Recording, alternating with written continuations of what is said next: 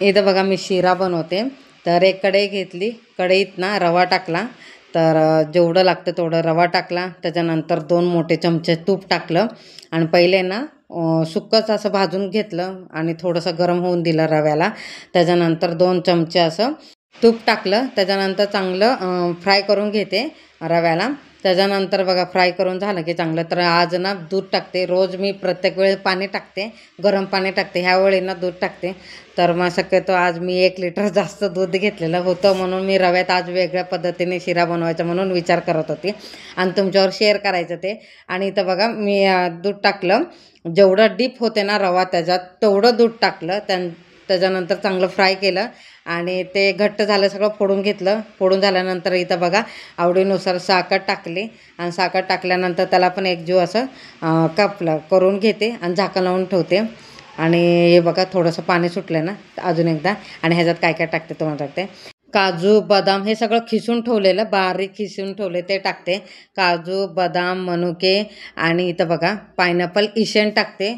4-5 थेंब टाकते आणि त्याच्या अगोदर बघा इलायची पावडर टाकते आणि इसेन्स टाकते. 4-5 थेंब टाकते, जास्त नाही टाकत. जास्त टाकलं त्याचा फ्लेवर भरपूर येतो. आणि इथं वरतून बघा चारोळे पण टाकले मीने आणि इलायची पावडर पण टाकले आणि इसेन्स पण टाकले आणि एकजीव करून घेते, चांगलं फ्राय करून घेते. वेगळ्या पद्धतीने शिरा केला ते तुमच्यावर शेअर करायचं होतं आणि वाटीत काढून ठेवते. कारण की सत्यनारायणची पूजा घालायचं, थंड होण्यासाठी शिरा बाजूला काढून ठेवते. ह्याचं दिवसभर असंच चाललेलं असतं बघ, काय ना काय करत आता, हे कर ते कर. आज घरात आहे म्हटलं तर त्याची नाटके बघा. आणि पिक्चर काय बघायचं, हे एकच पाहिजे त्याला, हा एकच पिक्चर त्याला खूप आवडतो, फिर हेरा फेरी. तेच दिवसभर लागलं, दिवसभर बघतच बसतंय. नाही लागलं तर मोबाईल मध्ये बघत बसतंय. ह्याचं हे काम आहे बघा. बघा हाऊसफुल 5 आवडतं म्हणतं. काय आवडतंय आणि अभ्यास काय किती आवडते बघा. असो, हे बघा मस्ती कसं करायचं बघा.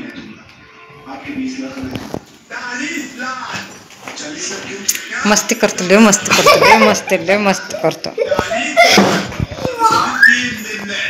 हाय हॅलो नमस्कार, मी लक्ष्मी तुमचं सगळ्यांचं परत एकदा आपल्या छोट्याशा ब्लॉगमध्ये अगदी मनापासून स्वागत करते. सर्वप्रथम सगळ्यांना श्री स्वामी समर्थ.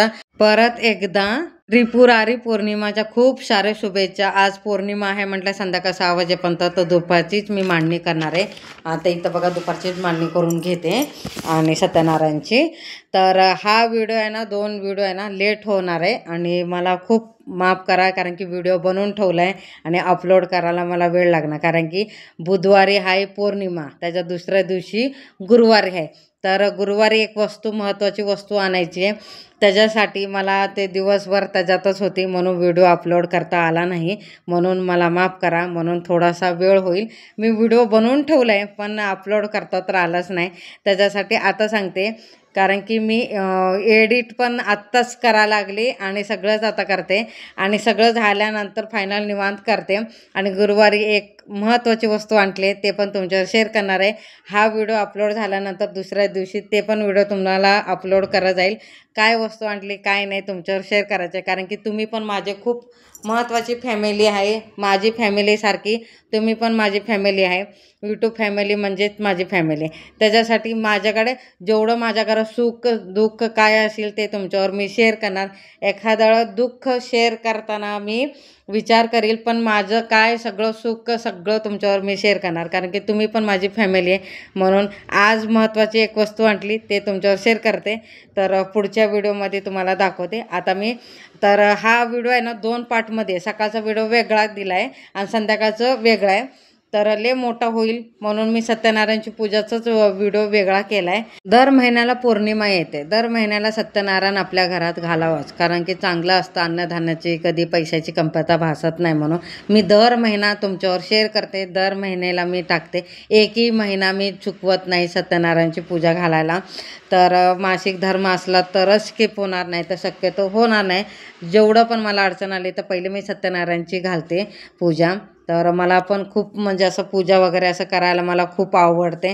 तुम्हाला पण सांगेल की दर महिन्याच्या पौर्णिमाला सत्यनारायण आपल्या घरात करावं.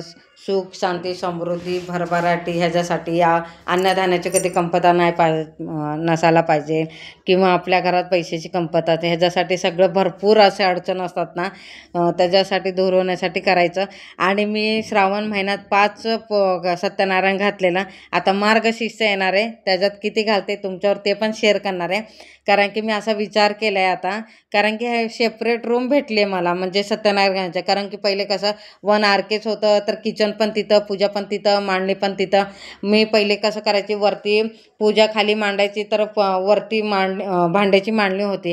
काय भांडी वगैरे, लहान पोरगं आहे माझ्या घरात, की भांडी वगैरे पडलं की सत्यनारायणच्या पूजावर भांडी वगैरे पडलं तर उगाच नको म्हणून ते एक दिवस मी कसं तरी ॲडजस्ट करायचं. तर कोणाला तिथं जाऊन देत नव्हती, तर मी ॲडजस्ट करायचं. तर 5-5, 10-10 दिवस असं होत नव्हतं. तर आता ही कसं सेपरेट रूम भेटले, तर मी मस्त महिनाभर पण मी किती 108 दिवस पण मी सत्यनारायणची पूजा घालू शकते. त्याच्यासाठी असं मी घेतले. मेन शक्यतो म्हटलं तर पूजासाठीच मी घेतले रूम अशी. तर इकडे बघा पूजा तर माझी ती मांडणी करून झाली. तर ही बघा संध्याकाळची वेळ आहे. पहिले मी देवघरातली पूजा करून घेते, त्याच्यानंतर दारापुढे पण दिवा वगैरे लावून घेते. पौर्णिमा, अमावस्या, गुरुवारी, शुक्रवारी, मंगळवारी तर मी असं दारापुढे दिवा लावते. रांगोळी सगळी जी आहे आपली गुरुवारची ती सगळं काढून घेते मी. तर सकाळी तर तुम्हाला पहिल्या व्हिडिओवर शेअर केलं तर रांगोळी मी काय काय काढते म्हणून. इथं बघा उंबऱ्याची पूजा करून झाली. आता सत्यनारायणची पूजा करून घेते, आरती पण करून घेते आणि आता काय उपाय आहे ना ते पण उपाय करून घेते. त्याच्यानंतर मग स्वयंपाक करते. पहिले मी देवपूजा करून घेते. तर इथं बघा नैवेद्य दाखवलं नव्हतं, आता सगळं नैवेद्य दाखवते. आणि आज 5 दिवस तुळशीची विवाह आहे, तर अजिबात तुळशी तोडायची नाही. तर म्हणून मी तुळशी तोडलीच नाही. आणि तुळशीचे पानं आणि दुकानात विकत नाही भेटत, कारण की घरोघरी ना तुळशीचे पानं आहेत, झाड आहेत, त्याच्यासाठी विकत इथं भेटत नाही. 5 दिवस तुळशी विवाह आहे, तर अजिबात तुळशीला दुखवायचं नाही, तोडायचं नाही, काय नाही. त्याच्यासाठी मी तुळशी आणली नाही. आणि दुसरी गोष्ट आंब्याची ढाळं आणायचं, तर आंब्याच्या ढाळं मी तोडून मीच कमी केले, त्या हाताला पोचत नाही. म्हणून ह्यावेळी आपल्या सत्यनारायणची पूजा साधी सिंपल असं करायचं. नेक्स्ट टाईम पौर्णिमा आली की सकाळी रात्री जाऊन घेऊन येते, म्हणजे संध्याकाळी जाऊनच झाडाचे पानं तोडून घेऊन आणून घरात ठेवते म्हणून. तर विचार केला तर ह्यावेळी साधा सिंपल आहे. तर इथं बघा मी काय उपाय करते. पिवळी मोहरी घेतली चिमूटभर, 5 घेतले कापूर, त्याच्यानंतर 2 लवंगा. आणि इथं बघा 2 मिनटं मी देवाघरात ठेवते. त्याच्यानंतर घर वगैरे सगळं फिरवते. आणि आपल्या घरातले जी नकारात्मकता आहे, जी दरिद्री आहे, बाहेर जाऊन दे, मनात मन बोलून. आणि माता लक्ष्मीचा वास घरात असून दे असं बोलून घरात टॉयलेट, बाथरूम सोडून बाकी सगळं घर वगैरे, किचन हॉल जेवढं आपली रूम आहेत ते सगळं फिरवायचं. त्याच्यानंतर उंबऱ्यावर ठेवायचं, पूर्ण थंड व्हायचा. भीमसेन कापूर असलं तर उत्तमच, नाहीतर मग आपले साधे कापूर असलं तरी लय झालं. पण माझ्याकडे साधे कापूर आहेत म्हणून मी 5 टाकले, पटकन विजायला नको म्हणून. इथं बघा मी उंबऱ्यावर ठेवले. आणि लाईट ते बल्ब जरा गेला आहे आमचा, त्याच्यासाठी तिथं लावायचं आहे. आता बघा उंबऱ्यावर तिथं ठेवलं आहे. आता मी इथं स्वयंपाक करून घेते. परवाच्या दिवशी उसळ केलेली, आता मटकीची भाजी करते. तर तिखट करते, कशी करते तुमच्यावर शेअर करते. कढई ठेवली, कढईत तेल टाकलं, जिरं टाकलं, राई टाकलं, कढीपत्ता टाकला आणि सगळे कपलं कांदा टमाटर असं भरपूर टाकलं मी. तर मटकीत भाजी कांदा टमाटर खूप छान लागते. भरपूर टाकले, असं 2-2 मोठे मोठे असं कापले. लसूण पण असं टाकले. आज टेचाला कंटाळा आला मला लसूण, म्हणून कापून टाकलं आहे. आणि इथं चांगलं फ्राय करून घेते. कांदा आणि टमाटर चांगलं शिजेपर्यंत मंद आचेवर पण मिडियम गॅसवर पण चांगलं भाजून घ्यायचं. मी काय काय मसाले ॲड करते सांगते. धन पावडर, लाल मसाला आणि हळद, लाल तिखट मसाला आणि काश्मीरी लाल तिखट असं सगळं मसाले ॲड करून घेते. त्याच्यानंतर एकजीव फ्राय करून घेते, म्हणजे एकजीव करून घेते चांगलं. त्याच्यानंतर चांगले मसाले भाजून घेते. बघा वरतून हे धुवून ठेवलेत कढई. तुम्हाला असं वाटत असेल जाळीतलं उचलते आणि डायरेक्ट असं टाकत नाही मी. धुवून नितळायला ठेवते स्टँडवर, तुम्हाला दाखवलं तिथं. तर इथं बघा चांगलं फ्राय करून घेतलं की जेवढं आपल्याला पाहिजे तेवढं पाणी टाकलं आणि वरतून मीठ टाकलं, झाकण लावून ठेवते. आणि ह्याच्यात ना शेंगदाण्याचं कूट टाकणार आहे, कारण की शेंगदाण्याचं कूट खूप छान लागते.